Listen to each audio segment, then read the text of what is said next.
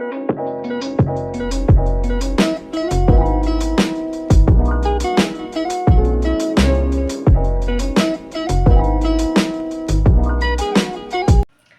teman-teman, perkenalkan kami mahasiswa dari Unika Santo Paulus Ruteng, Fakultas Ilmu Kesehatan, Prodi Kebidanan.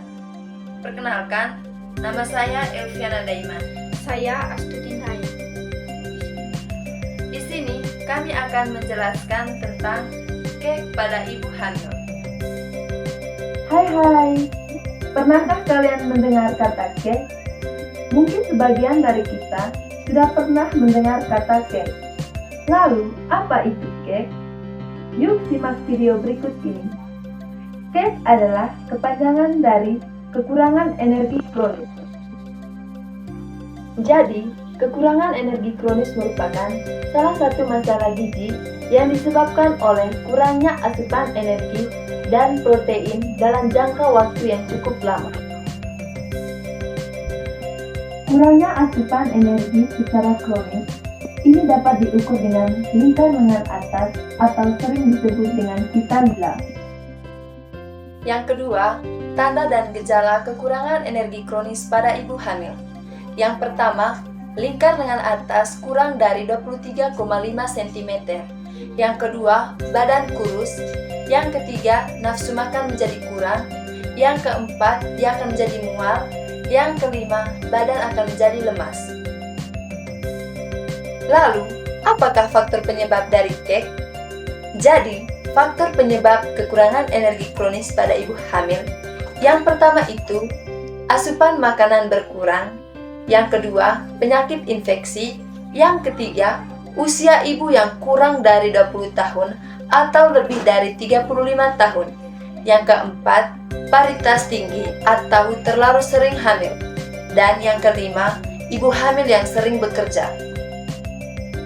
Lalu, apa sih dampak kek pada ibu hamil? Jadi, dampak kek pada ibu hamil itu terbagi menjadi 3 bagian. Yang pertama, dampak kek pada ibu hamil itu sendiri. Yang kedua, dampaknya pada janin. Yang ketiga, dampak pada persalinan. Jadi, dampak yang pertama itu dampak pada ibu sendiri, di mana ibu itu akan mengalami anemia. Yang kedua, pendarahan. Yang ketiga, berat badan ibu tidak bertambah secara normal dan terkena penyakit infeksi. Yang kedua itu dampak pada janin, di mana janin akan mengalami keguguran. Yang kedua, gangguan pertumbuhan janin. Yang ketiga, bayi lahir mati. Yang keempat itu cacat bawaan. Yang kelima, BBLR atau berat badan lahir rendah. Nah, bagaimana sih cara pencegahan kek itu sendiri pada ibu hamil? Yang pertama itu, makan makanan yang banyak mengandung zat besi, contohnya daging, hati ayam. Yang ketiga itu telur. Yang keempat itu sayuran hijau. Yang kelima, kacang-kacangan dan tempe. Yang kedua itu makan sayur-sayuran dan buah-buahan seperti daun katuk, daun singkong, bayam, jambu, tomat, dan jeruk. Lalu, bagaimana sih upaya penanganan kekurangan energi kronis itu sendiri pada ibu hamil? Jadi, yang pertama itu, menganjurkan kepada ibu hamil untuk mengonsumsi makanan yang berpedoman gizi seimbang. Yang kedua, mengonsumsi vitamin B kompleks dan Fe selama kehamilan.